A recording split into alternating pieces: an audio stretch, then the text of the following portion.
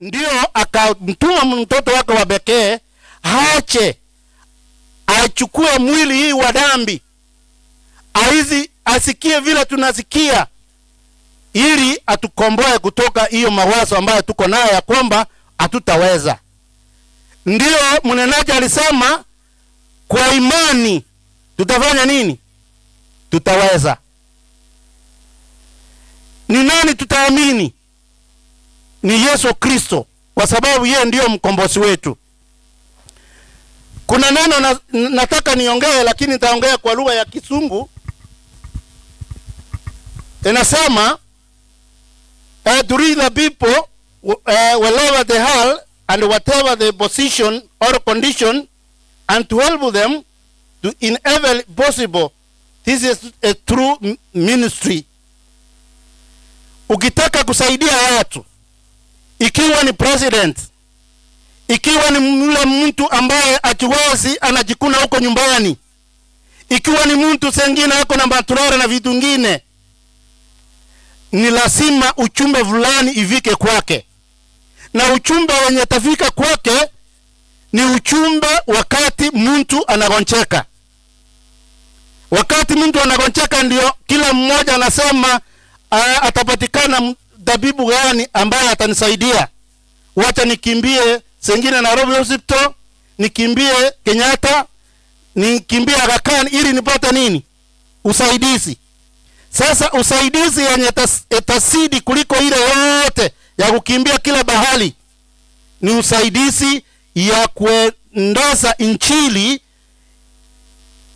ili mtu yule ajui chochote aweze kujua ya kwamba nilikosea wapi hiyo ugonjwa kanifikia. Alafu anasema everywhere there are hearts crying out of something which they have not. They long for power that will give them mastery over sin, a power that will deliver them from the bondage of evil, a power that will give health and life and peace. This is the ministry can be able to reach to every one of us. Ikiwa nataka ufikie mtu mgonjwa, lazima muelezee ako na shida gani, na hiyo shida utamtatua namna gani. Wewe mwenye unamueleza una nguvu, lakini kuna nguvu ambayo utamuelekesha, na hizo nguvu ni ya kutoka mbinguni. Hiyo nguvu inatoka mbinguni ni ile nguvu ambayo ilikuja na Yesu mwenyewe, ndio ikafanya mwanadamu akakuja, kila mmoja anamtafuta ya kwamba Yesu alipita hapa, alifanya nini? Hiyo nguvu hakuenda naye, aliachia watoto wake. Ndio akasema nimeachia hii kazi, muendeze hii injili iende kila bahari. Namba moja, uokoe watu mahali wako. Ya pili, uwafikie ya kwamba waambie nyakati zimeisha. Ikiwa nyakati zimeisha, lazima waache dhambi wanafanya. Hizo dhambi zinafanya wao wanagonjeka. Kwa hivyo tutajuaje ugonjwa hii ukweli Yesu alikuja? Kulingana na wale ambao wanasoma kitabu ya Ministry of Healing page 17, inasema our Lord Jesus Christ come to this world as an willing servant of man's necessity. He took our infirmity and bear our sickness. Ni yule tu alikuja, alibeba kila kitu tulikuwa naye. Ile mzigo tulikuwa tunabeba ikawa ni mzigo wake. Sasa anatuambia the Savior made each work of healing an occasional for implementing divine principle in the mind and the soul. This was the purpose of his work, imparted heartily praising that he might incline the heart of men to receive the gospel of his grace. Mnaona vile Mungu anafanya kazi yake? Sio kazi ambayo ni yangu, sio kazi nyingine mnasema ni ya Matoya, au ni ya Brata Mbaka, au ni ya Brata Bichanga. Hapana, ni kazi ilikuja ili mwanadamu afikiwe mahali yako, apate usalama wa akili, apate usalama wa mwili, mbasavo aanze kufikiria njia gani atapata uokovu, kwa ile njia tunaita kuhesabiwa haki kupitia Yesu Kristo. Kwa hivyo wakati tunahubiri, sitaki nihubiri kwa sababu nahubiri health peke yake, lakini nataka kuambia health iko na maana gani na tena iko na msingi yake namna gani. Kwa hivyo nikienda, nataka niwaambie, kwa sababu saa zangu isiniruhusu niendelee, alafu niwaambie juu ya ugonjwa moja. Hiyo ugonjwa mbaya inasumbua watu wetu, watoto wetu, uko nyumbani, uko mahali tunatembea, na hata mahali tumetoka. Watu wanasumbuka. Walisumbuka kwa sababu ya nini? Kuna wazi fulani tulifanya. Hii mwili ulihumbwa na amri 8.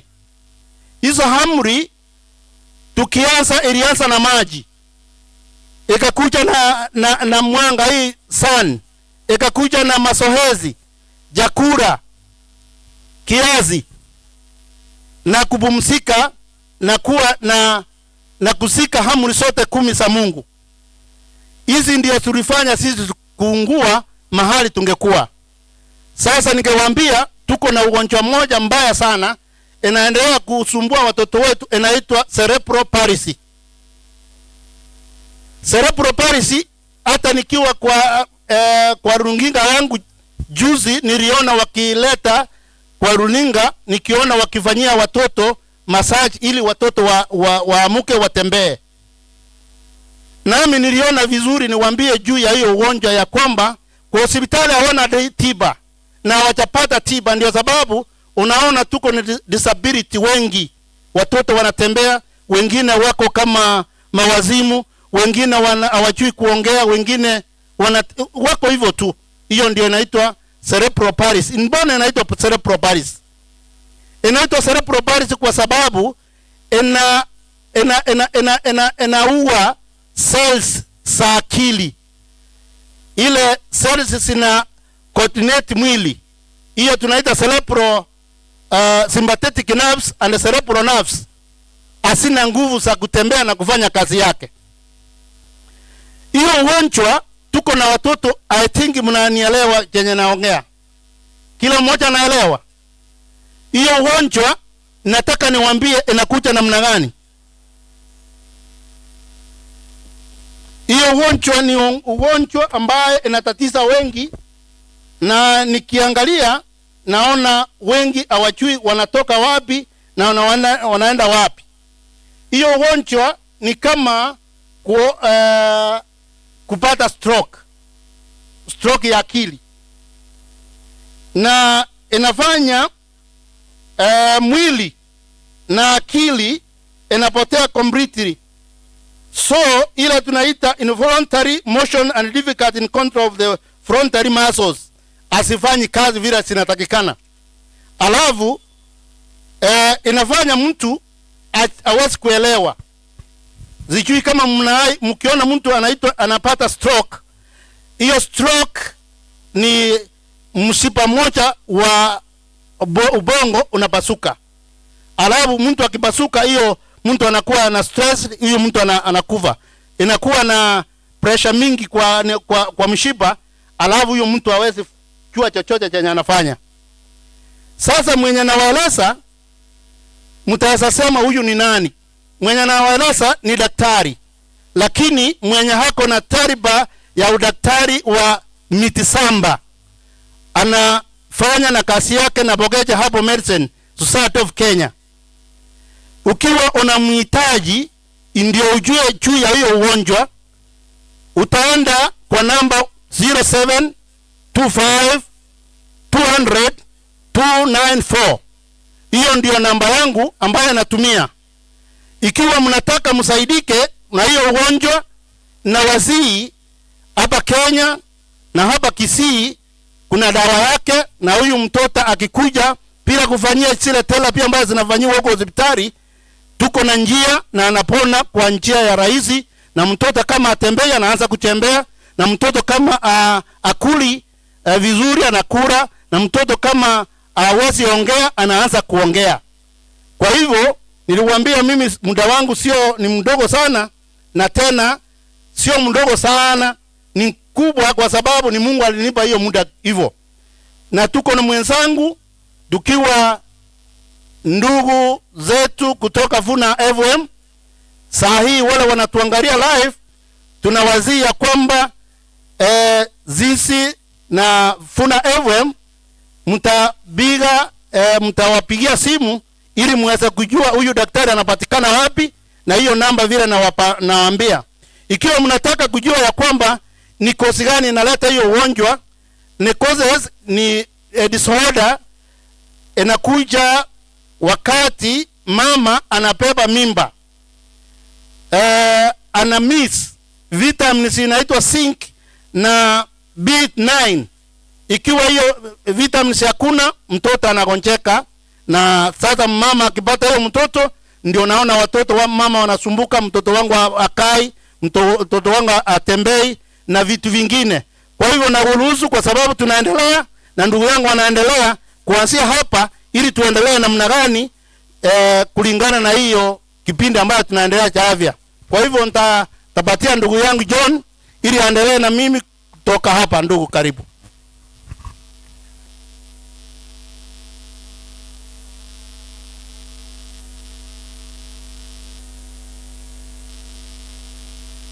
Nashukuru kwa ajili ya nafasi ambayo nami nimepata kuweza kujumuika pamoja nanyi katika himizo la afya. Kanisa la Mungu liko mbele katika mambo yote, very far ahead. Teknolojia ya matibabu dunia inayojifunia sasa ilikuwepo. Ningeanzia mahali ndugu amemalizia. Amesema ulemavu wa mtoto ambaye amezaliwa akiwa paralyzed. Ametamka vitu viwili, vitamini na zinc. Ni chumvi. Zinc ni chumvi. So katika hili tunaona ya kwamba katika Biblia vile alianza, imetokeza ya kwamba magonjwa mengi yanakuja kwa sababu ya kuasi sheria za Mungu. Na sheria inayoasiwa ni sheria ya afya. Na hapa ndio kanisa la Mungu liko mbele kuhamasisha watu wakaweze kuprevent baada ya kufanya nini? Ya kutibu. Kwa hili ningeanzia hapa. Eden Care Babies, ama utunzi wa watoto pale Eden. Afya ilikuwa ya muhimu sana. Watoto wa kwanza kabisa wa Mungu kuzaliwa hapa duniani tunaona ni nani? Adamu na nani? Na Eva. Wamezaliwa na Mungu aliwalea ili wawe watu wakamilifu, wawe watu wenye hekima, wawe watu wanaoonyesha ama wanao sura ya Mungu Mwenyezi mwenyewe. Mtoto akizaliwa hivi leo, wamama wenye wako hapa, mnampatia gideri? Mnampatia nini? Watoto walipozaliwa pale Edeni walipewa maziwa. Mnajua ni maziwa gani walipewa? Genesis 1:29. Maziwa yenye walipewa ni matunda, mboga, nafaka. Hayo ndio maziwa walipewa. Mungu aliweka msingi wa kanuni ya afya, hasa kabla tu ama baada tu ya kumuumba ama kumzaa ule mtoto wake wa kwanza, uzao wa kwanza ambaye ni nani? Ni Adamu. So kwa hili sababu tunaongelea juu ya afya, hakumacha hivyo tu eti amempatia chakula. Wamama tena niwaulize, mtoto akizaliwa umempatia maziwa, anaweza kumwacha uchi akae uchi ikiwa baridi? Alimfisha, na nguo aliyomfisha ni nguo ya ukuu wake, utakatifu, his glory.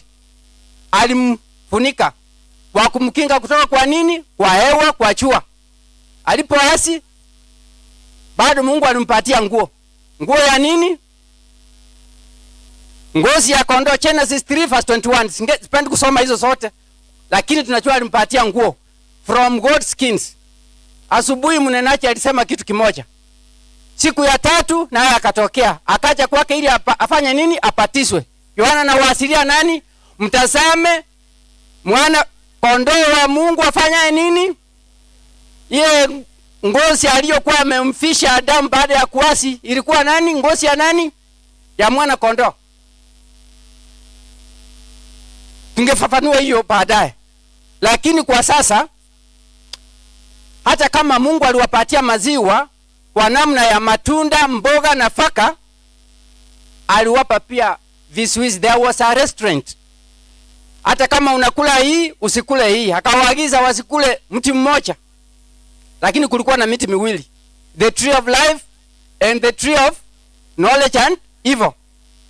For the tree of life walikuwa wanakula, ndio waendeleze wasife kama Mungu. For the tree of knowledge and evil waliambia mfanye nini? Msikule. Sababu ya kumtoa pale Edeni baada ya kuasi, yani kula matunda aliyozuiwa, the tree of knowledge and evil, ni kwamba angeendelea kula huu mti wa uzima, angekuwa ana immortal sinner, mwenye dhambi asiyefanya nini? Asiyekufa. Hivyo Mungu akatoa nafasi, kwa sababu ulikosa, utarudi kwa udongo, upumzike. Ukipatana na Mungu, ukifufuka, utaendelea na ile maisha. Mbele kuna ashilio, kuna matumaini ya kwamba tena lile tunda la uzima wa milele, kwa sababu Mungu anakusudia tuwe kama yeye, tuishi milele zote. Ametuwekea mbele, ametumulikia na tuambia liko mti unaozaa matunda mangapi? 12 lipo. Kwa hilo ndio sababu amehakikisha kwamba mwanadamu hatakosa tumaini ya kuweza kupatana na Mungu wake. He has set a time for reconciling fallen humanity with himself. Ameweka malaika pale ule shamba la Edeni kuzuia wasiche wakala lile tunda la uzima, ndiposa wakawe wenye dhambi sugu. Sasa pale Edeni kwa wazaliwa wa kwanza wa Mungu tunaona aliwafundisha.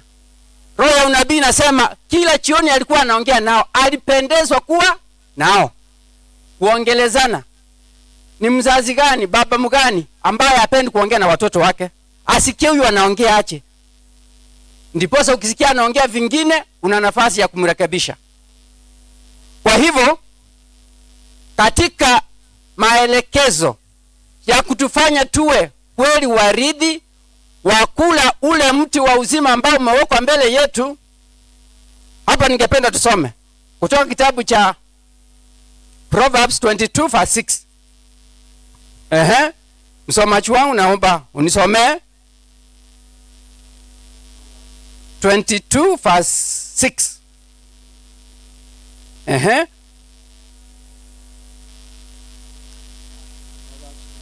Verse 6 inasema,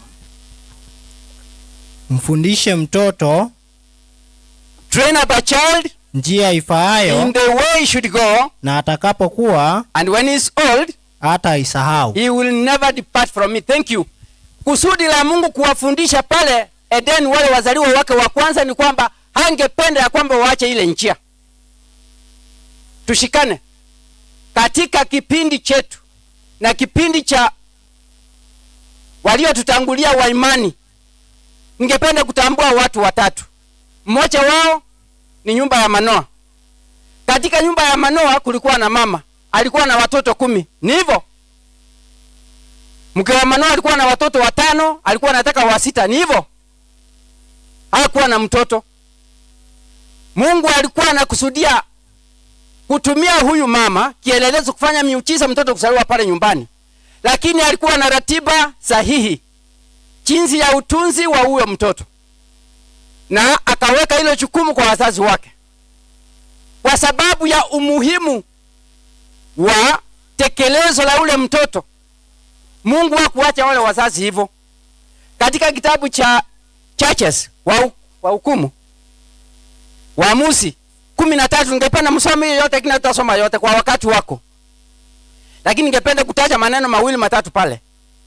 Katika mstari wa 4, mstari wa 4 na 5, malaika alimtokea mwanamke. Akampatia habari njema ambaye kila mama ambaye hajazaa angefurahia kusikia hiyo habari. Utapata mtoto. Baada ya kungojea muda mrefu anapata habari nzuri. Utapata mtoto. Lakini kuna maagizo fulani yaliyofuatia. Verse 4 and 6.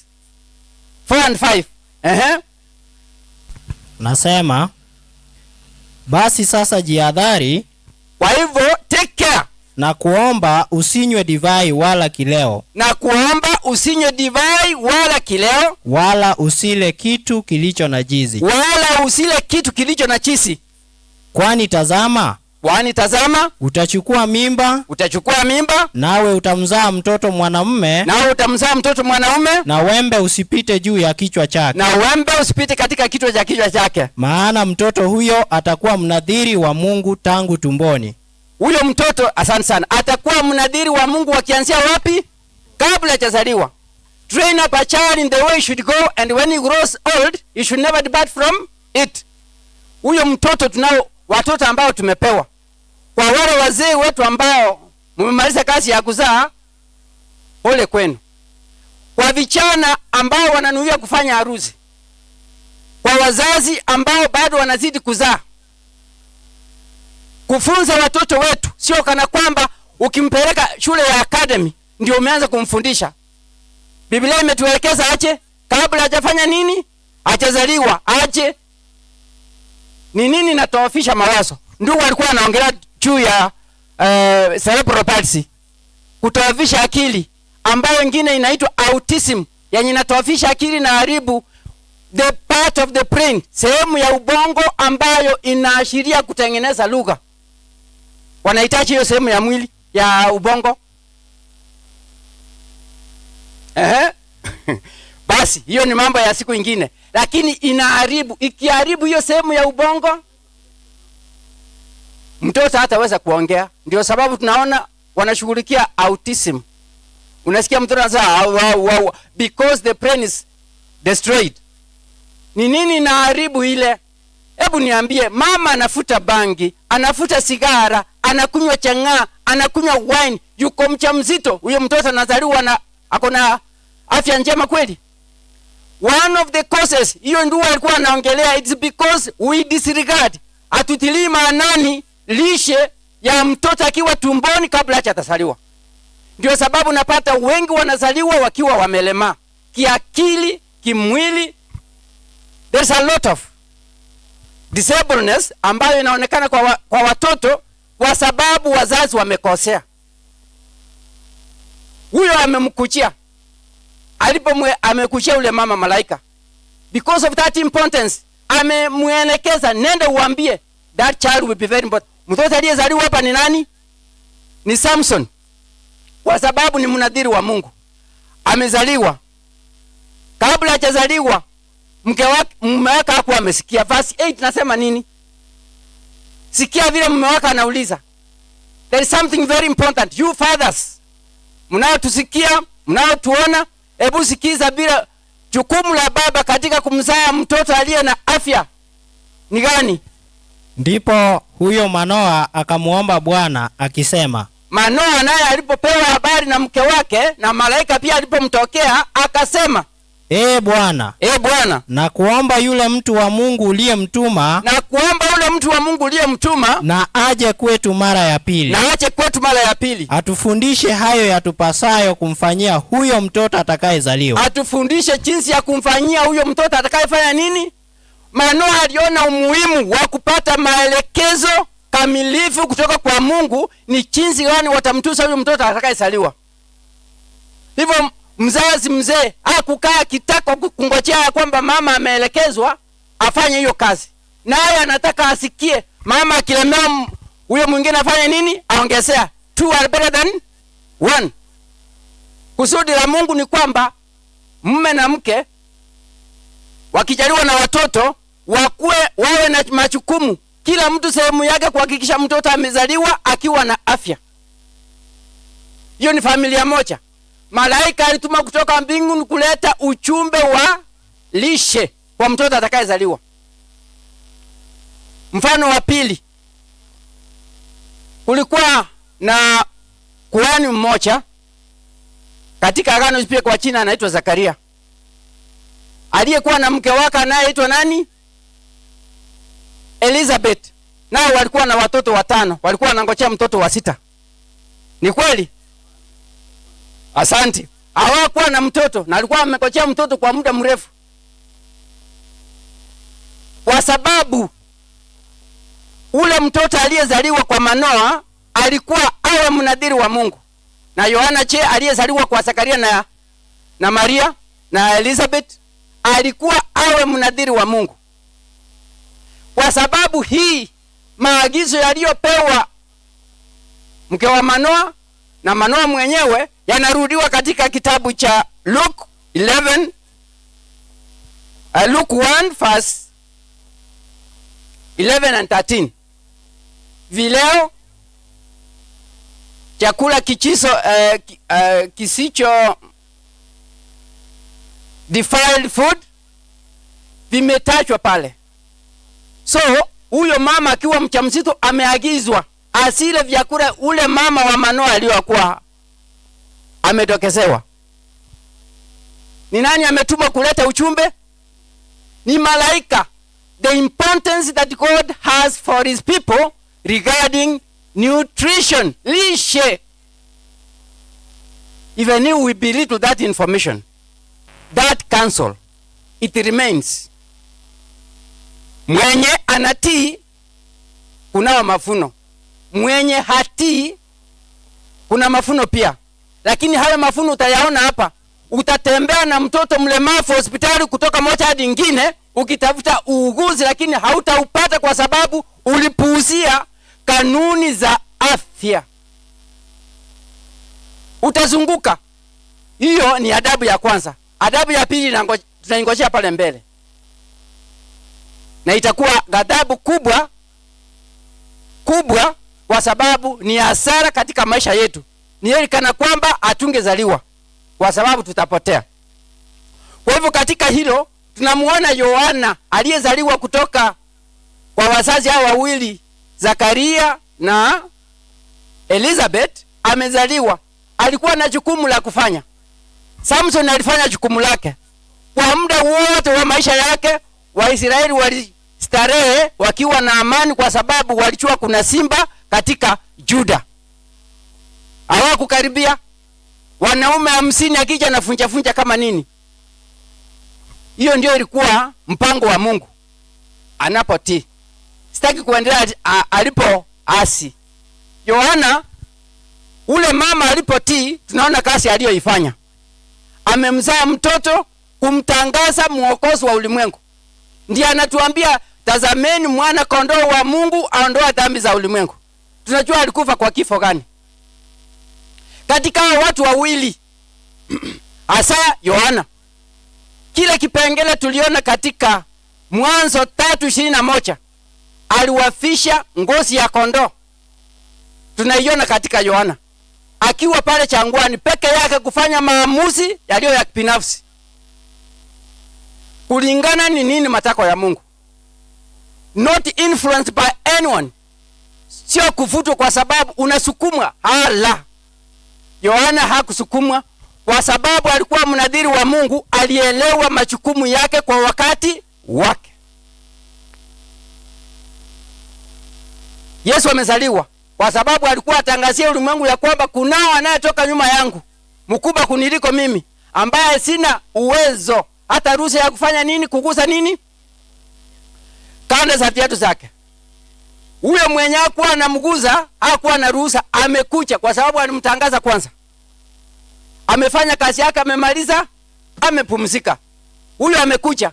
Katika yeye ningependa tuone mfano anaotoa kwa lishe bora kwa watoto wa Mungu kwa wakati wake. Singependa tusome kwa sababu tunafahamu hii historia vizuri sana. Tunapomuona akialikwa katika harusi pale Kana. Hivi leo ni weekend. harusi nyingi zimefanyika. Wakimaliza harusi kama hivi sasa, wakienda nyumbani, watu wanafanya nini? Wamelewa. Wamelewa kwa barabara. Wamekula nyama mbuzi mzima, ng'ombe. Tumbo limejaa. Wamekula keki imeandaliwa. Gari ya Coca-Cola imejaa, imeletwa, imesimama huko. Watu wanywe soda kama nini? Kama maji. Katika harusi ya Kana haikuwa hivyo. Yesu, mwana matengenezo wa afya, alijua ni nini ananywesha watu wake. Aliwaletea mvinyo wa nini? Fresh grape juice. Sio hii yenye tunaambiwa iko fermented sababu inatoofisha akili. Yenye ilikatazwa Manoa, yenye ilikatazwa Elizabeth, ni hiyo inatoofisha akili. Ambayo ukipewa chupa moja, dot moja, baada ya masaa mawili utasikia ukiongea vingine. Lakini wale watu walipokunywa ule mvinyo Yesu aliowatengenezea, walizidi kuwa nafuu, macho, ngangari, chonjo kwa utunzi wa afya zao. Kwa hivyo Yesu, kinyume na vile mafundisho wengine wanaeleza, hakutengeneza mvinyo unaolewesha. He gave them fresh grape juice. Wakati amefanya Pasaka ya mwisho, ahadi kwa wanafunzi wake ni gani? Sitakunywa huu mvinyo mpaka lini? Mpaka siku ile ya harusi ambapo nitawakaribisha katika nyumba ya Baba. Kwa hivyo kwa nyumba ya Baba hakuna vileo. Hakuna mvinyo pale. Ile fresh grape juice ndio ametuaziria iko mbele. Atatoa wapi? Ule mti unazaa matunda 12. Grapes is one of them. Very sure. Sababu Yesu ameutamka hapa. Yesu ametoa mfano. Katika msalabani alipopewa kileo kwa jina vinegar, alifurahia, asante sana kwa kuweza kunipatia hii, sasa nitaweza kufa bila maumivu. Alisema hivyo. Alipewa kileo, alimeza. Hakumeza kwa sababu alikuwa awe kielelezo. Alitunza kanuni ya afya mpaka msalabani. Heri nivumilie huu uchungu kwa muda, ndio mwanadamu akaweza kuokoka. Huo ndio mfano ametupa. Ametupa vyakula ambavyo vinachenga akili, the mind, soul and spirit. Soul, body and spirit. So that's our example. Huo ndio mfano wetu. Now, hivi leo as we speak, Mungu kwa upendo wake, kwa huruma wake, anao kanisa ambalo anaita ni wana wake, uzao wa urithi pamoja na mwanawe Yesu wakiwa hapa duniani. Msemaji wa asubuhi alitokeza kitu kimoja. Kulikuwa na ngazi ambayo imegusa juu na imegusa chini. Yesu 100% mwanadamu ambaye anaitwa mwana wa Adamu. Yesu 100% mwana wa Mungu, the Son of God. But the aspect that we're talking about is about the son of Adam, mwana wa Adamu, aliyekuwa 100% mwanadamu, kuweza kustahimili kiu, njaa, kila kitu kinachohusu mwili, ili asije akakitia unachisi, that he doesn't defile himself. That was the goal of Satan, to defile himself. But even after 40 days of fasting, mpango wako ulikuwa nini? Kwa siku 40 akiwa pale changwani, Shetani alikuwa anachua ratiba. He must not drink nor eat anything until 40 days are what? Are terminated. Amefika siku ya 38. Njaa imepamba. He is emaciated. Kama mwanadamu anasema ni nani angenipatia maji? Kama ule tajiri tuliyemwona asubuhi katika lesoni, anasema ningepata tone tu ya maji. But he never fell into that trap. Na hapa ushindi wake wa kwanza ulikuwa juu ya appetite, nutrition. Hata kama alikuwa na kiu na njaa, Katika siku ya 38, 39, 40 shetani alibwagwa amekuwa mshindi. Now at the 11th hour katika prophecy, mtu mwenye ameitwa kufanya kazi ya kuhamasisha wengine kukutana na Bwana Mungu wao ni Waadventista, ambao ni wewe na mimi tumeketi hapa na huyu anayenisikiza. Na katika hili ningependa tusome hapo katika kitabu cha Ufunuo 14 mstari wa 6. Ni fungu ambalo tunalifahamu vizuri. Revelation 14 verse 6. Katika utangulizi wetu wa kwanza, Manoa malaika alishuka kutoka juu kuleta ujumbe wa lishe bora. Zakaria malaika alishuka kutoka juu kuleta ujumbe wa afya bora. Katika Yesu malaika alishuka kutoka juu kuleta ujumbe wa afya kabla ya kusaliwa kwa Yesu. Je, katika saa ya 11 karibu historia ya dunia inafungwa, Mungu anasema nini? Revelation 14 verse 6. Revelation 14:6. Kisha nikaona malaika mwingine akiruka katikati ya mbingu. Mwenye injili ya milele. Awahubiri hao wakaao juu ya nchi. Na kila taifa na kabila na lugha na jamaa. Sasa ningependa mnisikize hapa vizuri. Huyo malaika wa tatu, this is the last message of mercy ambayo imetoka mbinguni. Malaika mwenye alitumwa mwisho kabisa kuonya ulimwengu, kuwahamasisha, kuwaelekeza vile Manoa alikuwa anauliza, tuelekeze ni jinsi gani tutalea huyu mtoto. Ametumwa. Na huo ujumbe wake umeuendea kila jamaa, taifa, lugha. Ili mwingine yule yeyote asije kawa na lawama ya kwamba si kusikia. Hao ni watu wani wanapewa huo ujumbe. Ni nani malaika watatu? Malaika watatu ni mimi na wewe Mwadventista. Tunao ujumbe. Huo ujumbe katika roho ya unabii ningependa nisome. Katika kitabu cha Counsels to the Church, page 214, paragraph 2. Tuone ujumbe gani Mwadventista ama huyu malaika watatu anapewa. Ni ujumbe gani alio nao?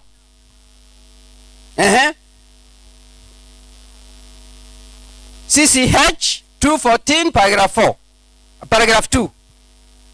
Nasema, I was shown that the health reform is one of the branch of the great work. Nilionyeshwa kwamba matengenezo ya afya ni mojawapo ya kazi kuu, which is to fit a people for the coming of the Lord. Ambayo inaandaa watu kwa kurudi mara ya pili ya Bwana. It is closely connected with the third angel's message. Huo ujumbe wa matengenezo wa afya iko karibu sana kushikanishwa na ujumbe wa malaika watatu. As the hand is with the body. Kama vile mkono wangu hauwezi ukautoa na upangue kutoka kwa mwili. The law of 10 commandments has. Thank you. Sasa aliona nani? I was shown. Ile Revelation 14:6 inasema the angel alikuwa anafanya nini? Anapaa wapi? Hivyo ni malaika amekuja na huo ujumbe. Na huo ujumbe ulipewa watu wa Mungu kwa wakati huo ambao ni Mwadventista. Moja yapo ya nuru aliyopewa Mwadventista ni nuru ya afya. Kufanya matengenezo ni jinsi gani, kama Manoa alivyouliza, mtume ule mtu wako wa kwanza uliyemtuma atuelekeze ni jinsi gani tutalea huyu mtoto. Labda kulikuwa na wenye walikuwa wanalia wakitaka kujua ni nini hasa, ni matengenezo yapi, matayarisho yapi wanafaa kufanya ili kuweza kukutana na Bwana Mungu wao kwa amani.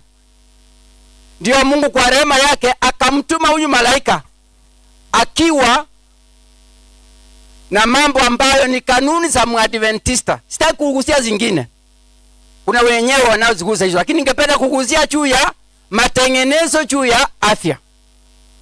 Watu wanaandaliwa kuweza kukutana na Mungu wao. Hilo lilifanyika katika mwaka wa 1863 wakati kanisa lilipewa nuru ya afya, ambayo baada ya mwaka mmoja ikawa kanuni ya kanisa 1864. So in this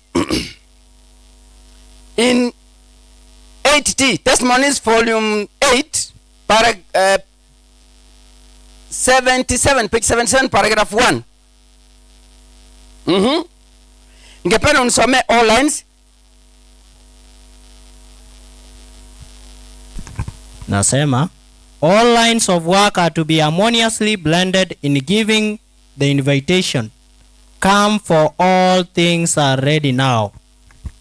Now, katika hii kanuni ya afya, tukiwa na ministerio, injili ikihubiriwa, publishing ikifanywa, afya ikifanywa kwa namna yake njia inayostahili, all these branches must be harmoniously blended together, ndiposa tukaweza kusikia mambo yote yamefanya nini, yamekamilika. So hatutakubalika mbele ya Mwenyezi Mungu. Tumekuwa waaminifu, tunatoa zaka na sadaka, tunafanya usaidizi kwa wasiojiweza, lakini ikifikia kwa kanuni ya afya tumeanguka. Health must blend with other departments that want to see a man, ule mlegefu, a perfect being, harmoniously kama Mungu wake. In other words, Mungu anakusudia nini? God is making new Nazarites in our age. If he has given this message to Zachariah, if he has given this message to Maria, if he has given this message to Manoah, why is he giving us this message? It is because he has a purpose. Anataka tufanye tuwa the Nazarites. Yesu alikuwa wa wapi? Tunamuona Manoah alikuwa mtoto ambaye ni Mnazareth, a duplicate of Christ. He had a work to do. Uchumbe, the same message given to us. How do we take it? Tunauchukulia aje? Those people took it with the seriousness it deserved to have the result that God wanted to see in his people. Na sisi tunauchukulia aje huo uchumbe? Whether we eat vizuri, whether tulewe. Hebu ni wangapi ni waulize ndugu zangu. Kanuni za afya zimedharauliwa hivi kwamba hata mimi ninayeongea hapa, ninayaongea nikitoka hapa ninaenda vileo. Ni ukweli au si ukweli? Wachungaji wengi wanalewa, wamekula visivyo. Sausage ni tamu sana, very sweet, lakini hiyo yenye anakula, ule mama wa Manoa Elizabeth anaambiwa usile kitu chochote ambazo ni najisi. Na leo hivi mchungaji anasema nipatie sausage yangu, ninakula napelekea watoto, imetengenezwa kutoka kwa nguruwe. Hata Biblia yenyewe, very plain as it is, the pig is unclean and should not be eaten. Hiyo imeenda wapi? Wache mambo mengine. Ile ya kusema ati it has divided hooves. Nguruwe yenye inatamkwa ya kwamba is unclean and should not be eaten, it is very sweet. Na sio mwingine anasema ni mchungaji. Sasa kama mchungaji anaambia kondoo hivyo, kondoo watafanya nini?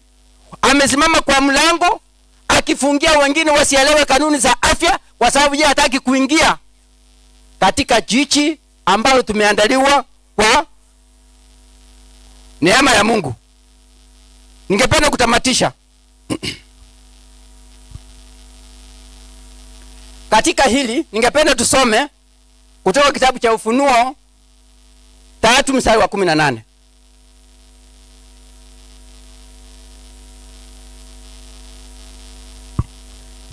Ufunuo 3:18.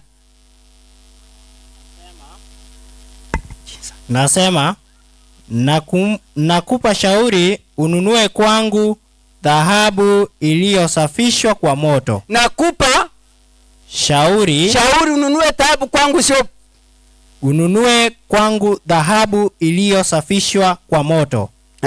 Upate kuwa tajiri. Na mavazi meupe upate kuvaa. Nilitaka nigusie juu ya mavazi.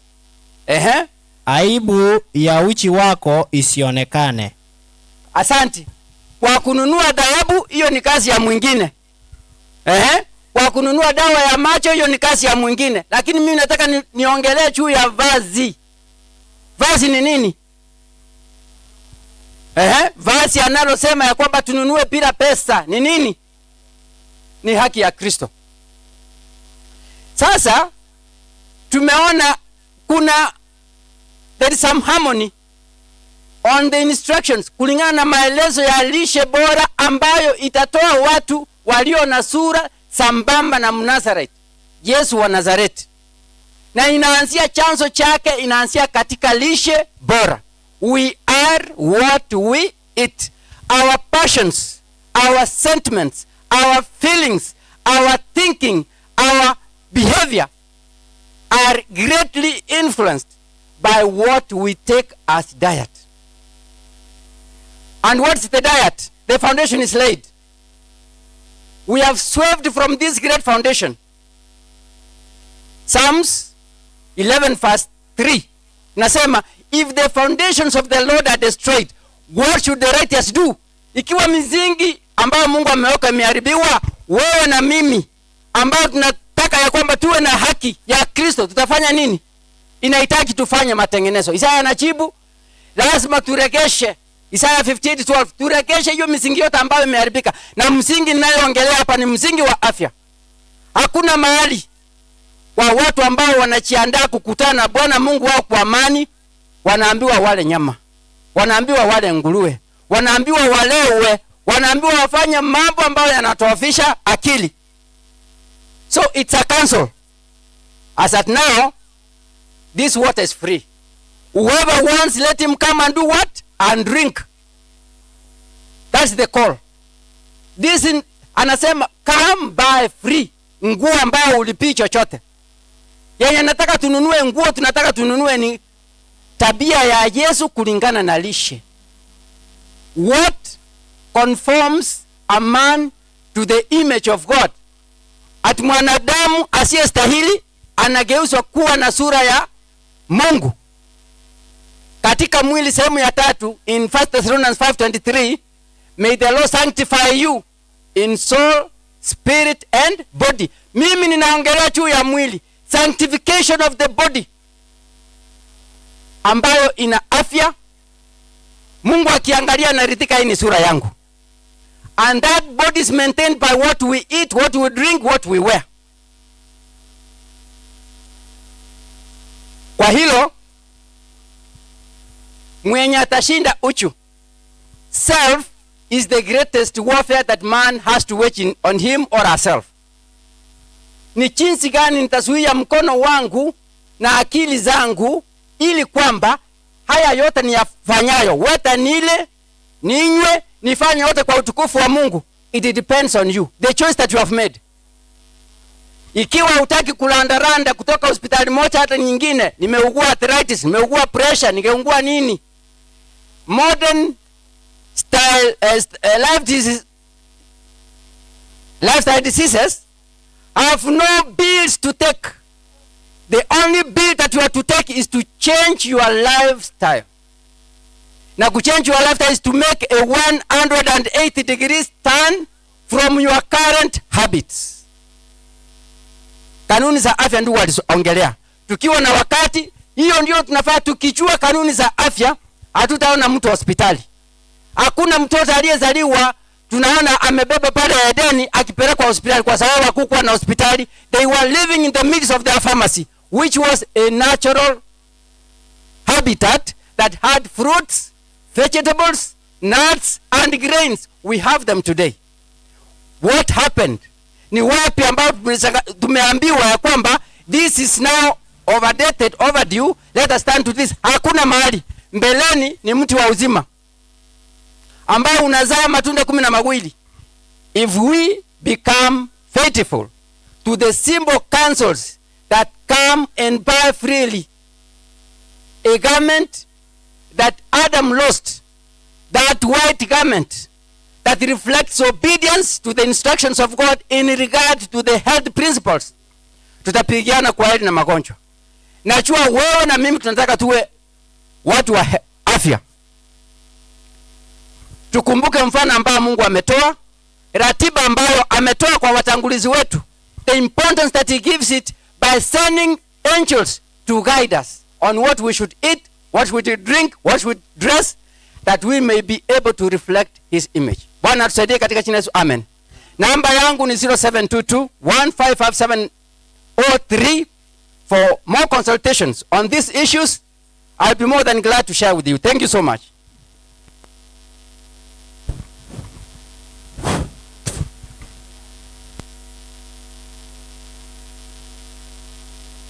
Namba yangu ni 0722 155 703. Thank you so much.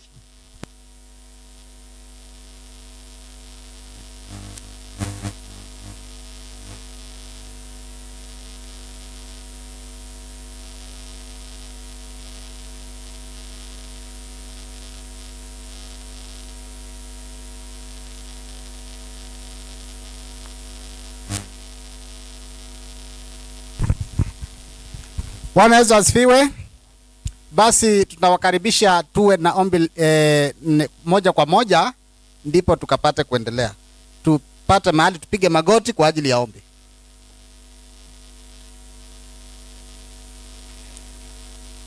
Baba yetu mtakatifu, mbele zako tunakuja kupitia jina la mpendwa wetu Yesu Kristo masaa haya, tukishukuru kwa vipindi vyote ambao vimetangulia, na tukishukuru kwa muda ambao umetupa tutakapoendelea katika ibada za siku ya leo.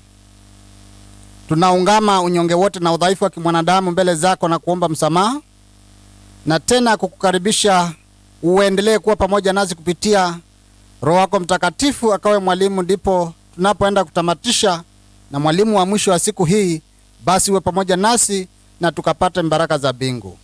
Ni asante kwa yote yale ambao tumeomba na yale tumesahau. Hebu mapenzi yako akapate kutendeka, kwa kuwa tunaomba kwa imani kupitia jina la Kristo Yesu aliye Bwana na Mwombezi wetu. Amen.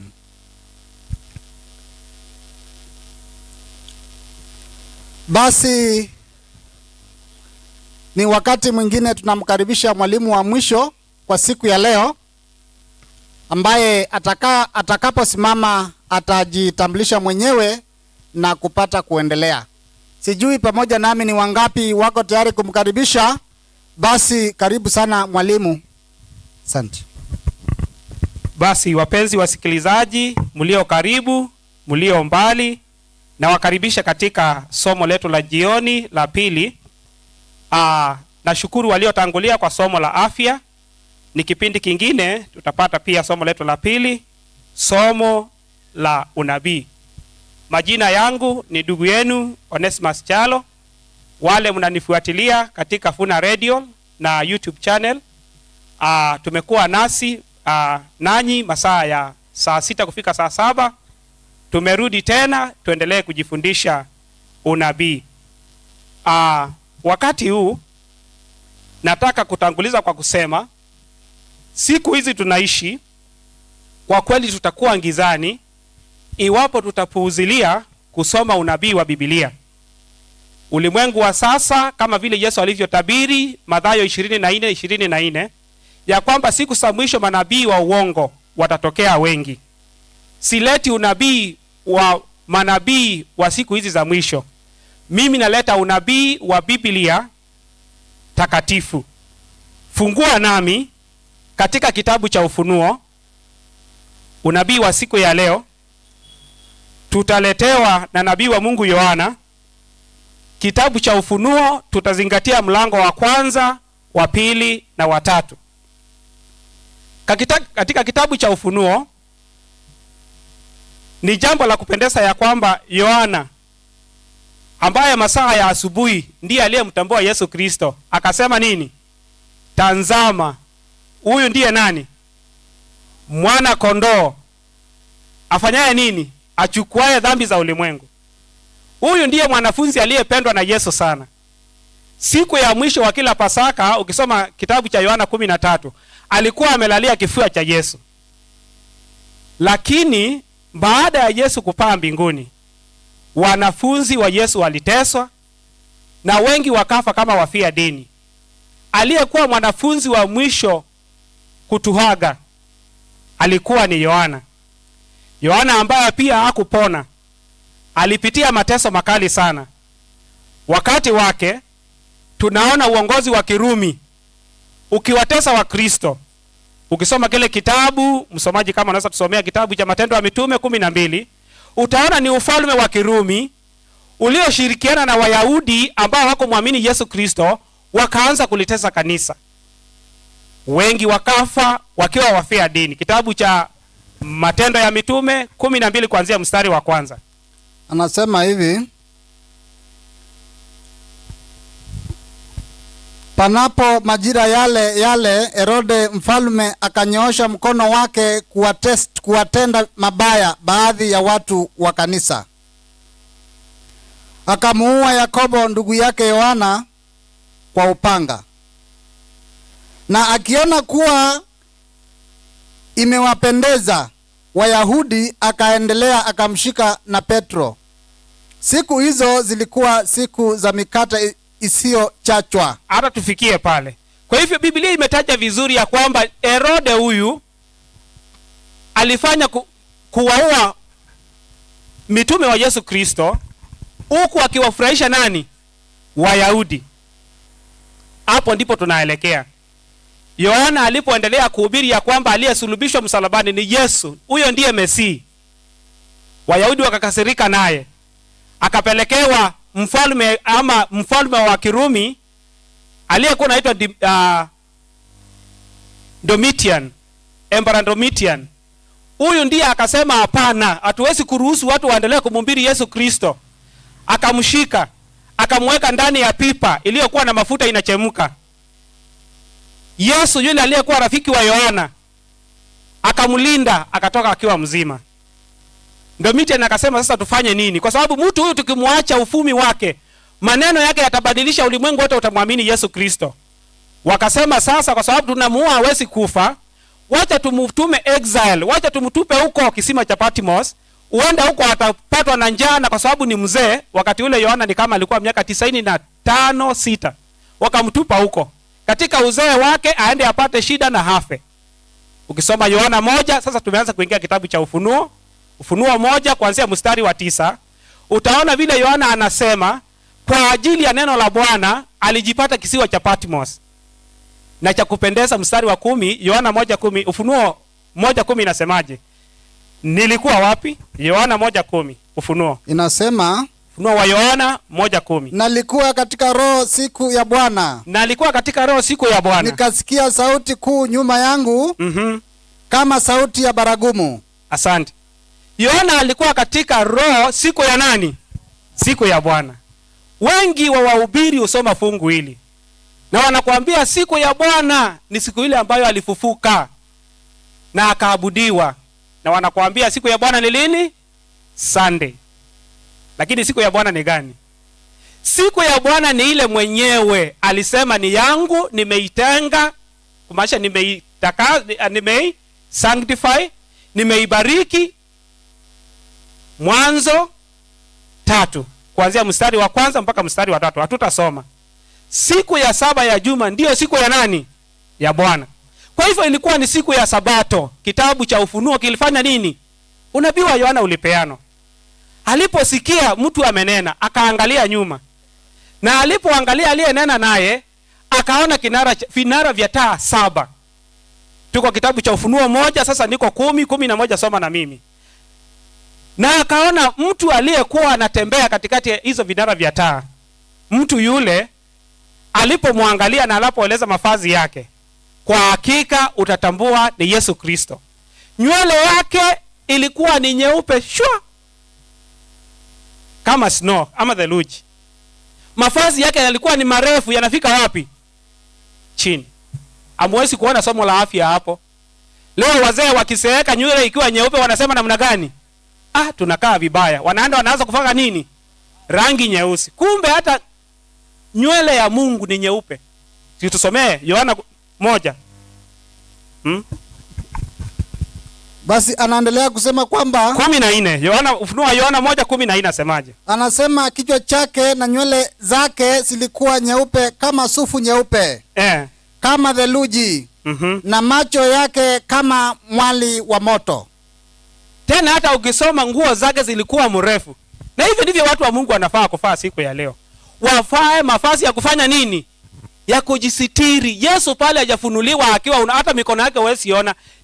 Yohana alipoangalia aliona tu nywele na miguu peke yake. Lakini Wakristo wa siku ya leo Unaweza ona mikono yao, hata kifua yote iko nje, kila sehemu iko nje, na wanajiita watu wa Mungu. Huyo ndio Yesu amefanya namna hiyo, na wafuasi wake siku ya leo wanafaa tofauti. Yohana alipokuwa anaongea na Yesu, akapewa maneno ambayo tutayaangalia siku ya leo. Ni nini alichopewa? Alipewa ujumbe, na huo ujumbe akaambiwa aandike mabarua. Mabarua mangapi? 7. Mimi napenda kitabu cha Ufunuo. Kitabu cha Ufunuo kimejaa 7 7 7 7 7. Kumbe 7 ndio nambari ya nani? Ndio nambari ya mbingu, ndio nambari ya Mungu. Mungu aliumba siku ngapi? 6. Alafu ya 7 finish. Kwa hivyo ukisoma mstari wa 11, Yohana akapewa barua, akapewa ujumbe na andike katika mabarua yatume kwa makanisa ya huko alikokuwa ametoka kabla atume wapi? Patmos. Kisiwa cha Patmos kinapatikana katika bahari ambayo inaungana na Mediterranean Sea. Na pale waliomtupa pale walitarajia ataishi pale miaka kidogo na hafe. Lakini akiwa katika upweke pale ndipo Mungu akamtumia, na miaka yake ya uzeeni ikawa ya maana sana kwa kanisa. Akapewa unabii ambao pia ni unabii wetu siku ya leo. Makanisa 7 aliyoandikia, Dada White ametufunulia ya kwamba makanisa hayo sio makanisa tu, lakini ni symbols ama ni mfano wa vipindi 7 ambavyo kanisa la Kikristo limeanzia miaka ya tangu wakati Yesu amekuwa duniani, na linaendelea mpaka siku ya leo hadi wakati ule Yesu atakaporudi tena. Ujumbe ukapeanwa tujue vile kanisa litaendelea tangu wakati wa Yesu mpaka atakaporudi mara ya pili. Na katika roho ya unabii nasema ni mfano, ama ni symbols ya vipindi 7 ambazo kanisa la Kikristo litapitia. Inasemaje? Ni kitabu gani? Inasema ni Matendo ya Mitume ama Acts of the Apostles. Kitabu cha Dada White, Acts of Apostles, page 585.3. Inasemaje? Anasema kwamba the names of the 7 churches, majina ya haya makanisa 7 are symbolic, yanasimamia of the church in different periods of the Christian era. Yanasimamia kanisa katika vipindi mbalimbali kipindi cha Ukristo. The number 7 indicates completeness, na hiyo nambari makanisa ama 7 ya makanisa 7 inasimamia ukamilifu, and is symbolic of the fact that the messages extends to the end of time. Na umuhimu wake ni kana kwamba jumbe zake zitaendelea kuwa za muhimu mpaka mwisho wa nyakati. While the symbols used reveal the condition of the church at different periods in the history of the world. Na pia symbols zake zinaonyesha vile kanisa itakuwa katika vipindi mbalimbali. Tukienda mlango wa 2 wa kitabu cha Ufunuo, utapata barua kwa kanisa la kwanza. Kanisa la kwanza ni Efeso, kanisa la pili ni Smyrna, kanisa la 3 ni Pergamo, kanisa la 4 Thyatira, kanisa la 5 Sardis, kanisa la 6 Philadelphia, na kanisa la 7 Laodicea. Kanisa la kwanza ambalo ni Efeso limepewa ujumbe wake, ujumbe ambao au kuishia kipindi kile vile tumesoma katika roho ya nabii ya kwamba jumbe hizi hata siku ya leo tunaweza kuziapply. Tutasoma kitabu hiki mara nyingi, hakuna mtu asiyejua ujumbe kwa kanisa la Efeso ya kwamba mmefanya nini? Mmekuwa mwenye bidii, mmekuwa wenye uvumilivu, lakini kosa moja mmefanya, ya kwamba mmepoteza nini? Ule upendo wa kwanza. Upendo wa kwanza ni nini? Ni ile bidii mtu anayokuwa nayo ama muumini anayokuwa nayo wakati anamkubali Yesu Kristo kuwa mwokozi wa maisha yake, ama wakati unapojiunga na kanisa la Mungu. Na ndiyo maana watu ambao wamekaa kanisani sana wanaweza kuwa na kasoro hii ya kwamba wanaona mambo yanaenda kawaida, wakaanza kusinzia, wakaanza kuja kanisani wamechelewa, wakaanza kuwa walegevu katika kutoa, wakaacha kuwa na ule upendo wa kwanza. Hilo ndilo lililokuwa makosa ya kanisa la Efeso. Na Yesu akawaambia, nyinyi wa Kristo, kwa sababu kanisa la Efeso linaanzia mwaka wa 34 AD, wakati kanisa la Wayahudi linatemwa. Ukisoma unabii wa Danieli 9 mstari wa 24, kanisa la Wayahudi lilipewa wiki 70 na Yesu Kristo amalizane nalo. Wiki hizo 70 zilianza mwaka wa 457 BC na inaishia mwaka wa 34 AD. Wakati Wayahudi walisikia Stefano akihubiri, wakakasirika, wakachukua mawe, wakampiga. Wakafungiwa mlango wa kuwa kanisa la Mungu. Kanisa sasa likafunguliwa kwa mataifa likiongozwa na mitume. Na ndiyo maana kanisa hili la mitume, ukisoma ujumbe wake, walikuwa watu wenye bidii sana. Mtu ambaye angekuja katika kanisa hili akiwa anajifanya, angeweza kukaa pale. Yohana akasema, naona mmewajaribu wanaojiita mitume, kumbe sio nini? Mitume. Ukisoma kitabu cha Matendo ya Mitume, tunaona mtu kama Anania na Safira ambao walienda wakauza mali yao, wakasema wanaleta yote, kumbe ingine wamefanya nini? Wameficha. Roho akamfunulia Petero, wakafa. Hakuna mtu angekaa katika kanisa hilo, lakini hatimaye wakapoteza ule upendo wa kwanza. Kosa ambalo pia tunarudia Wakristo wa kipindi hiki, ya kwamba tumekuwa waaminifu kwa miaka michache baada ya kujiunga na kanisa, baada ya kuwa Wakristo, baada ya kuwa Waadventista, kisha hatimaye tumerudi ile maisha ya zamani tuliyokuwa nayo. Ole wetu. Na ndiyo maana hatari kubwa ilitajwa kwa ajili ya kanisa la Efeso, ya kwamba wakati Wayahudi waliokuwa na hekalu iliyokuwa na kinara cha taa, ambao ni mfano wa Roho Mtakatifu, iliyopeana kwa kanisa la mitume, sasa kama watapoteza upendo wa kwanza, nini kitafanyika? Hebu tusome kitabu hicho cha Mwanzo, kitabu hicho cha Ufunuo mlango wa 2 mstari wa 5, ya kwamba Yesu atakuja na ataondoa kinara cha taa. Anasema Ufunuo 1:5 au Ufunuo 2:5, anasema, lakini nina neno juu yako, ya kwamba umeuacha upendo wako wa kwanza. Basi kumbuka ni wapi ulioanguka, ukatubu, ukayafanye matendo ya kwanza. Lakini usipofanya hivyo, naja kwako, nami nitakiondoa kinara cha taa katika mahali pake usipotubu.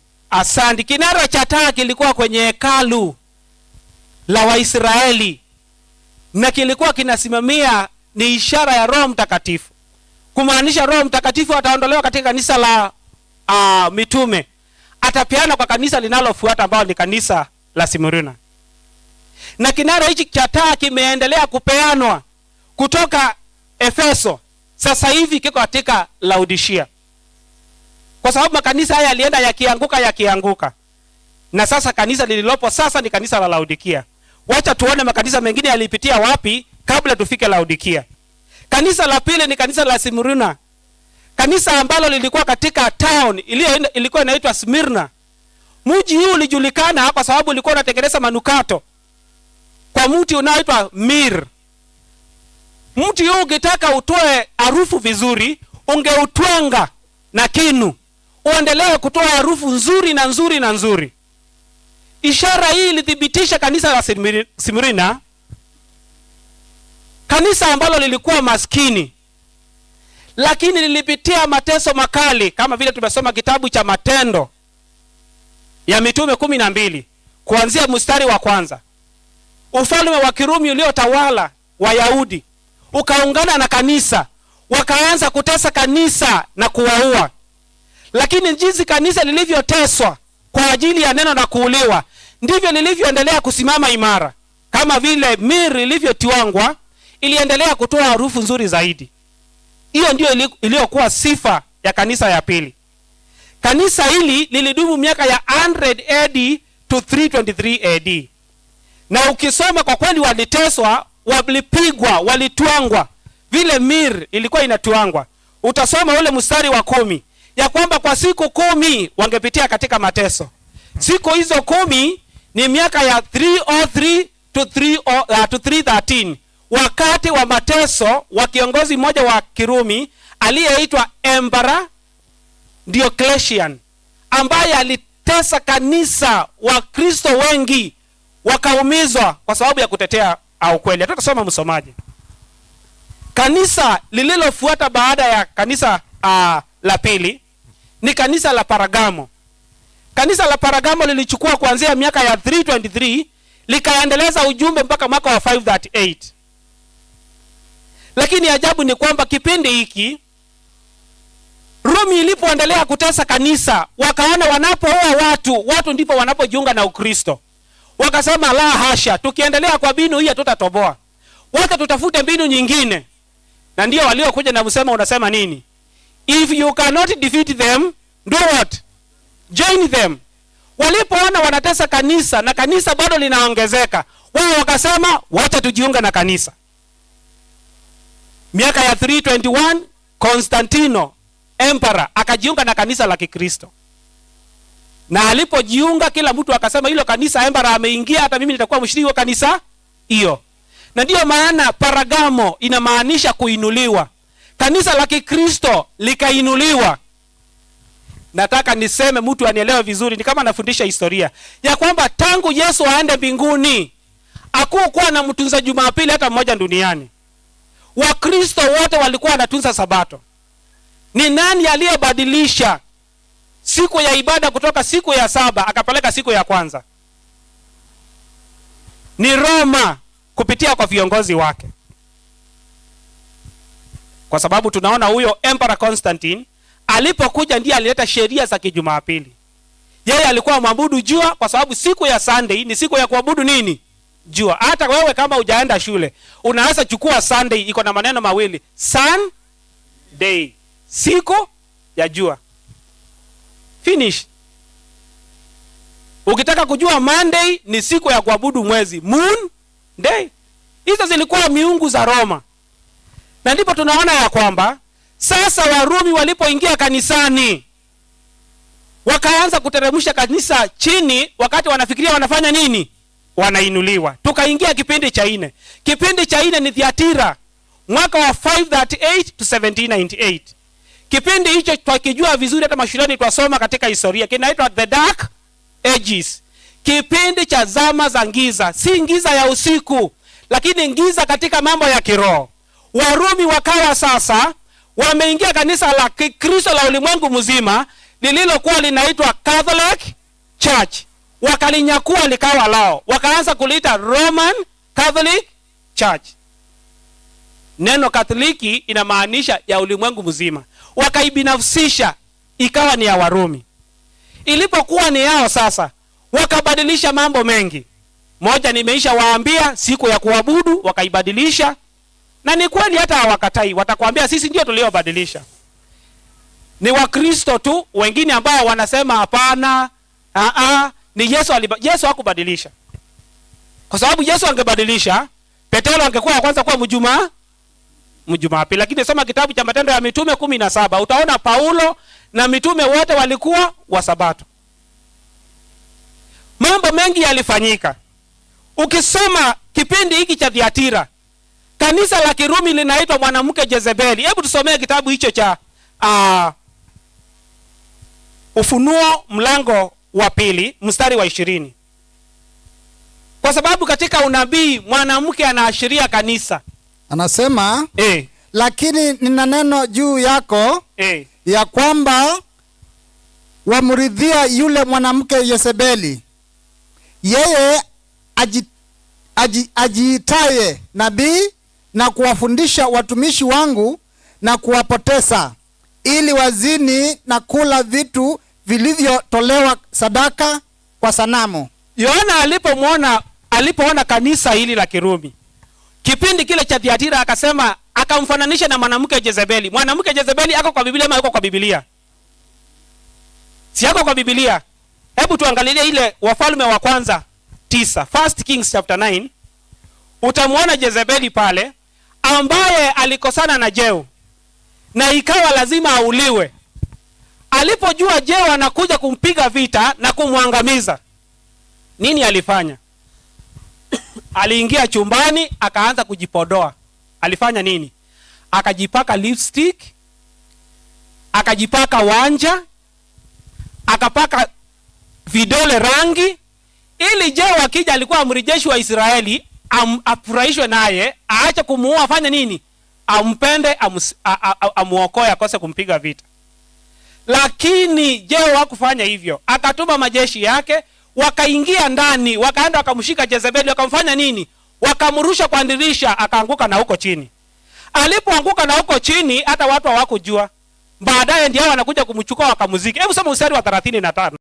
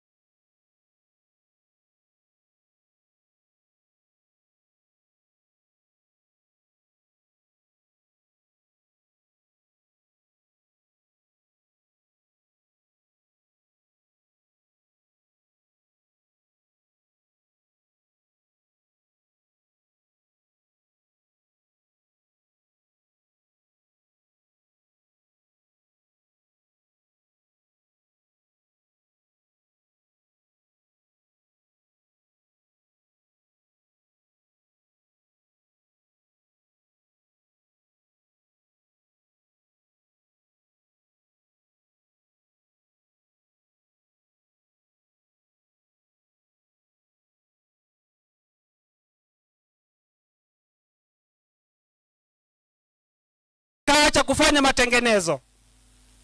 Na ndipo tunaona ya kwamba Yesu akiwaangalia akasema wako na jina ya kwamba wanaishi, lakini wamefanya nini? Yaani wanajulikana tu kwa jina ya kwamba ni wana matengenezo, lakini hakuna matengenezo ndani. Ndiyo maana unapata ya kwamba ujumbe wa kanisa la Sardis tunafaa tuangalie sana. Hata sisi siku ya leo tujiita wana matengenezo, tusiwe wana matengenezo wa jina. Tutakuwa na jina nzuri matengenezo, lakini iwapo tufanye matengenezo tumefanya nini? Tumekufa. Ni jina tu. Kipindi cha Sardis ni kuanzia 1798 kufika 1833. Na baada ya 1833 ndio tunaingia kipindi cha 6. Kipindi ambacho ni kipindi ambacho hakikuwa na wao lolote. Kipindi cha upendo wa udugu. Kipindi kilichoongoza kabla ya mwaka wa 1844. Kundi kubwa likaibuka lililokuwa linahubiri ya kwamba Yesu anarudi mara ya pili. Lilikuwa linaitwa Advent Movement. Liliongozwa sana sana na mtu alikuwa anaitwa William Miller. Ukisoma kitabu cha Great Controversy page 332 utapata Miller alipata la pili, wakisema ya kwamba Yesu anarudi mwaka wa 1844. Wakawa na upendo mwingi sana Na ndio maana ukisoma kanisa la Philadelphia alikuwa na makosa hata moja, kwa sababu watu wale walijitoa kabisa kumngojea Yesu arudi mara ya pili.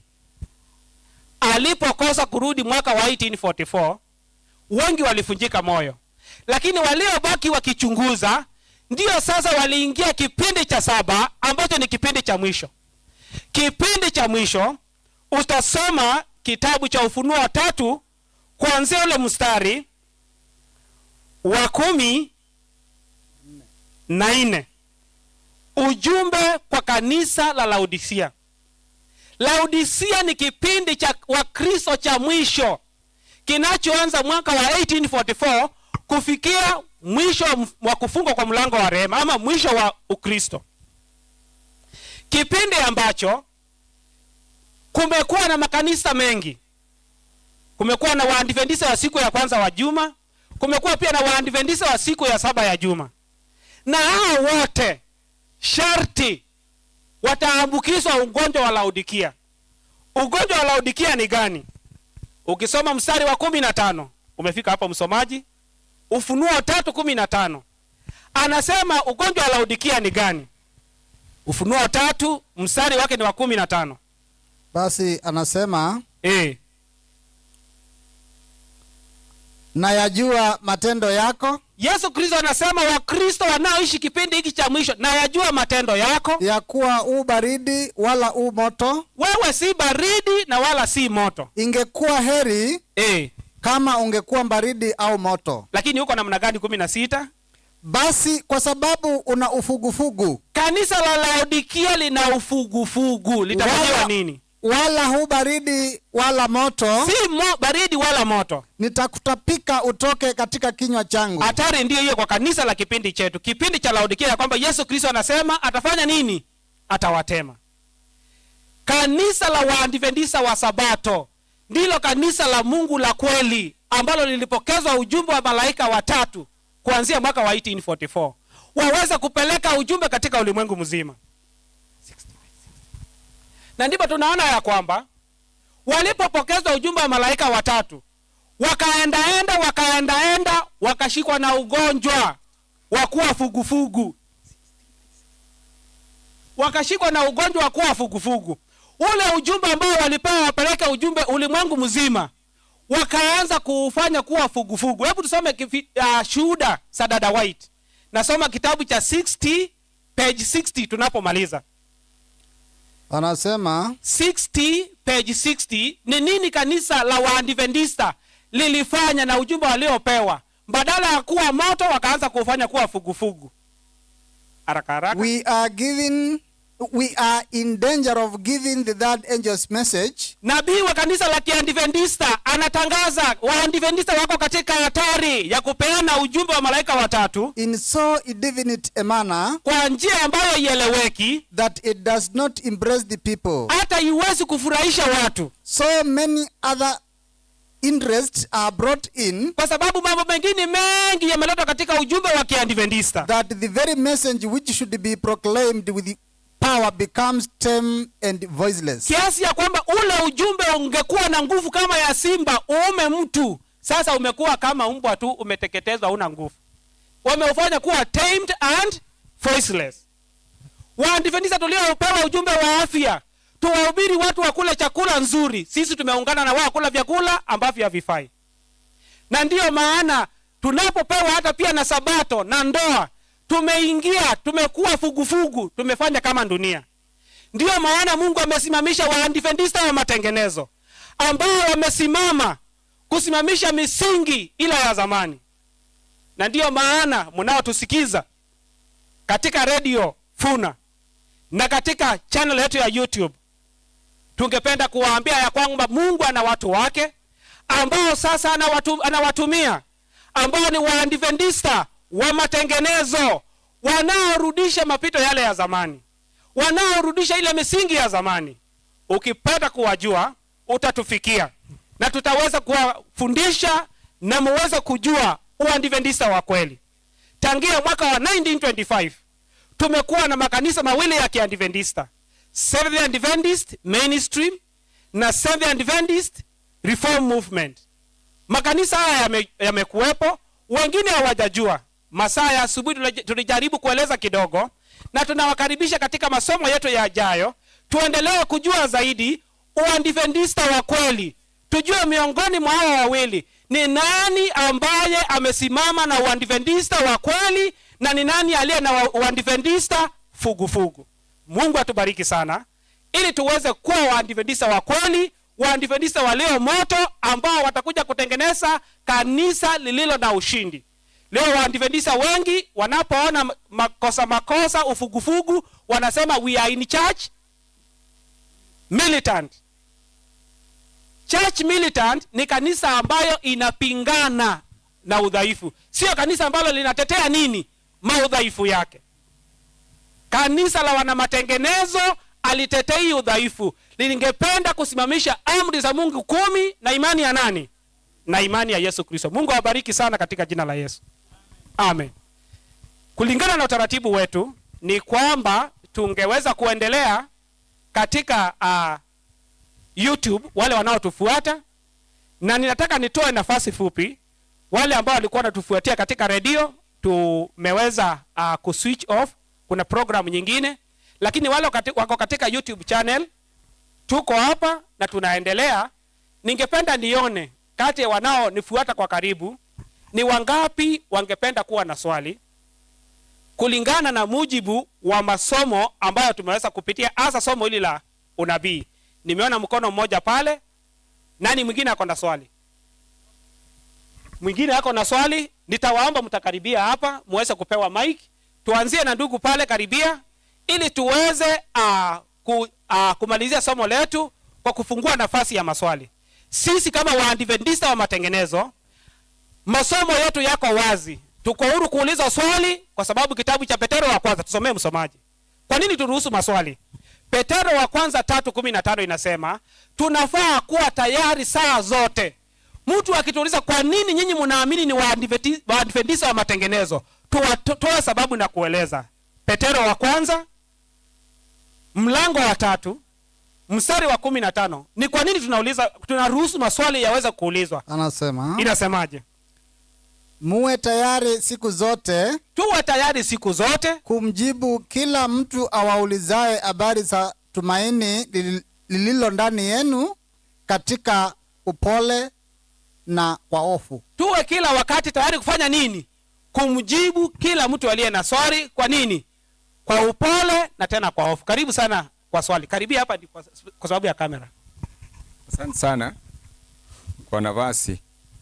Mimi swali ningeuliza ni kwamba vile ulianza kufundisha, kuna mifano umetoa kama mfano mmoja wa Yohana, yule alikuwa amependwa na Yesu, wakati walitaka kumuua hawakuweza, ndiposa wakachoka, wakaenda wakamchukua kwa ile kisinga cha Patmos. Na kuna Yohana mwingine, huyu mbatizaji, aye wakati alikuwa anaongea juu ya uofu wa yule Herode, wakaenda kwa sababu ya ile sherehe, yule birthday yake, akaambia yule msijana, ile kitu utaniuliza hata ikiwa ni nusu ya mali yangu nitakupatia. Sasa ikafikia wakati huyu msijana, wakati kumbe ile uasama mama ya yu mtoto alikuwa kwa nguvu na angalia kamera. Halafu sasa ikafika wakati Herode, wakati alikuwa amesema, na hiyo sasa imekuwa kama imeandikwa. Wakati sasa Yohana Mbatizaji alikuwa kwa jela, huyu msichana akaenda akauliza mama yake, ni zawadi gani mfalme atanipatia? Akasema kichwa cha Herode, cha Yohana, sio Herode. Cha Yohana. Aya, leta yes. Swali sasa. Sasa swali langu ni linakuja namna hii. Mbona wakati mwingine Mungu anakubali watumishi wake wanakufa, na wakati mwingine anakubali kama sasa Yohana yule alichukuliwa Patmos akukufa, na Yohana alikuwa mbatizaji, huyo alikuwa kwa jela. Mbona Mungu anaruhusu watumishi wake wengine wanakufa, wanakatwa kichwa, kama mfano ile tulipata kuna yule sijui ni yule Herode aliua tena. Yakobo. Yakobo. Mbona Mungu anakubali watumishi wake wengine wanauawa na wengine anawatetea ambao kama yule sasa alichukuliwa kwa kisinga cha Patmos? Asante. Ni swali nzuri sana ya kwamba watu wengine Mungu aliruhusu wakateswa kufikia nini? Kifo. Wengine amewatetea wasifanye nini? Wasife. Hilo ni swali nzuri. Nataka niseme hiki. Iwapo Mungu ataruhusu mtumishi wake ateswe kufikia kifo, ni kwa sababu kile kifo ni kwa utukufu wa nani? Wa Mungu. Na Mungu atatumia kile kifo kuongoa roho zingine. Lakini kwa kesi ya Yohana Mbatizaji kuna somo lingine tofauti, ya kwamba watu wengi wanajiuliza, mbona kama huyu ndiye aliyetangaza Yesu, huyu ndiye alimwandalia Yesu njia yake, kwa nini amruhusu? Tuko na nukuu katika roho ya unabii, siwezi kukumbuka kitabu, na tulisoma juzi katika Sabbath school lesson, ya kwamba ikiwa Yesu angeenda amuokoe Yohana, kwa sababu mateso ya Yohana yalianzia kwanza kukamatwa na kufungwa wapi? Jela. Wakati huo Yesu alikuwa anafanya nini? Alikuwa anahubiri na kubatiza na wanafunzi wake. Wanafunzi wake wakamuuliza, mbona wewe unahubiri? Wakaenda wakamwambia Yohana, mbona wewe Yohana unateseka hapa, na uliyemwandalia njia ako huko, yeye hata anakula na kunywa na ajali. Wakatia hofu kwa nani? Kwa Yohana. Yohana akawaambia, endeni kwanza mkamuulize kama ni yeye ambaye kweli alikuwa ni Masihi wa kweli. Wakaenda kwa Yesu, wakakaa na Yesu. Yesu akawaambia, kaeni tu hapo kando. Wakakaa mpaka jioni, wakaona Yesu akifanya miujiza, akitibu na kuponya. Jioni akawaambia, endeni mkamwambie Yohana yale mmefanya nini? Umeona. Wakati wamefikisha Yohana ujumbe ya kwamba tumeona akiponya, akifanya miujiza, Yohana akasema nini? Sina mashaka, mimi nimefanya kazi yangu. Kwa sababu kama Yesu Kristo angekimbia na amuokoe Yohana ambaye alifanya kazi kubwa sana ya kuandaa njia yake, siku ya leo mimi Onesimus nikienda kufanya kazi ya Mungu pale nje, na labda nipate mateso, kwa sababu Paulo anamwambia Timotheo, wale watakaotaka kuishi maisha matakatifu watafanya nini? Watateswa. Leo ukienda Somali useme Yesu ni mwana wa Mungu, tunafaa kumwamini Yesu tuokolewe, nini kitafanyika? Au utarudishwa kwa sanduku. Na ndiyo maana Yesu akaona hataweza kukubali kumexcuse Yohana apone, ataacha apitie mateso na mwisho afanye nini? Afe. Ili mimi Onesimus nikituma Somali, Waislamu wanipinge na waniue, nisianze kuuliza mbona Yohana ulimsave na mimi huko ni safe. Hapo ni sawa? Imeandikwa katika roho ya unabii, Desire of Ages, tutatafuta hiyo quotation baadaye, tutaweza kuisoma, ya kwamba Mungu alifanya hivyo kusudi nasi siku ya leo tukipitia mateso tusifikiria ya kwamba Yesu atafanya miujiza nini? Haraka tuponyoke. Lakini kwa kesi ya Yohana wa kitabu cha Ufunuo, Mungu alipreserve maisha yake. Hebu niambie, kama wakati aliwekwa kwa dramu ya mafuta afe, si ndio? Tungepata wapi kitabu cha Ufunuo? Ni wapi tungejua hii maneno ya kitabu cha Ufunuo? Haingekuwepo, kwa sababu huyo ndiye aliyekuwa nabii wa mwisho wa Biblia. Kwani nabii wa mwisho wa Biblia nani ameandika Biblia wa mwisho? Si ni Yohana? Hiyo kitabu haingekuwepo. Kwa hivyo Mungu alipreserve maisha yake tuweze kupata unabii, kwa sababu hata Yohana akienda Patmos hakuwa nabii, ameenda kupewa unabii wapi? Huko. Kwa hivyo kila moja iko na sababu yake. Kwa hivyo ndiyo maana wakati mwingine Mungu ataruhusu tuweze kuteswa na kufa kusudi tuweze kuongoa roho zingine, ama tuweze kuonyesha utukufu wake. Wakati mwingine Mungu atakataa tuweze kufa, ama hata atuokoe kwa mateso, iwapo kifo chetu akitakuwa na faida. Ama Mungu atafanya nini? Mungu atakubali tuteswe na tufe iwapo kifo chetu kitakuwa kwa faida ya kuwaokoa wengine. Na sisi kama Waadventista, kama vile mwalimu wa asubuhi alipofundisha, akasema sisi kama Yakobo tuna sheria ambayo itawekwa ya kwamba mtu awaye yeyote akikataa kuitunza siku ya kwanza itambidi afanye nini? Afe. Sheria ya Jumapili. Ile sheria ikipitishwa, mwishowe itamalizia na death degree. Waadventista watakao simama imara mpaka dakika ya mwisho watahatarisha na kuuliwa.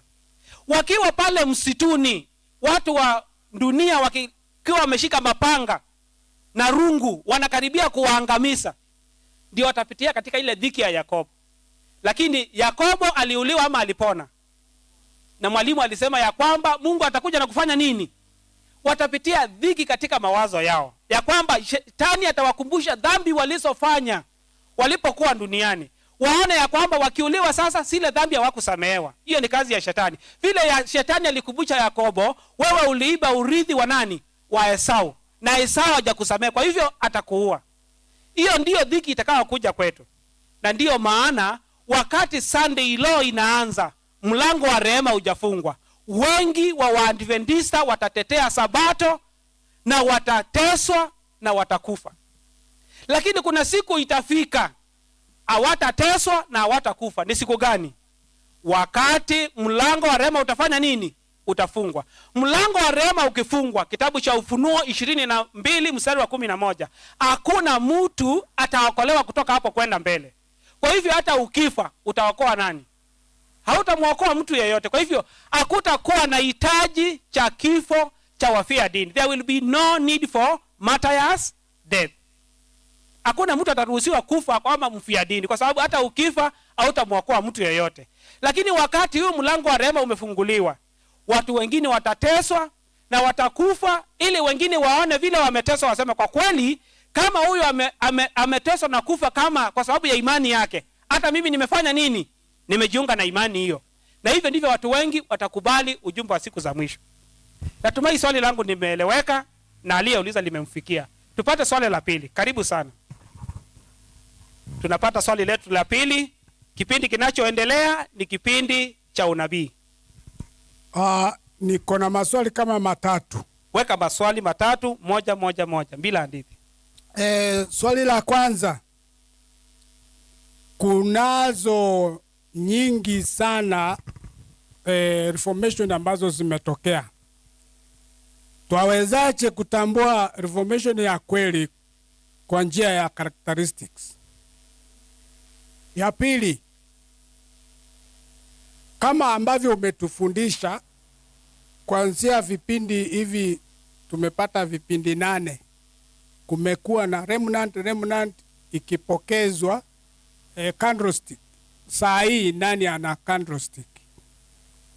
Rudia swali la pili.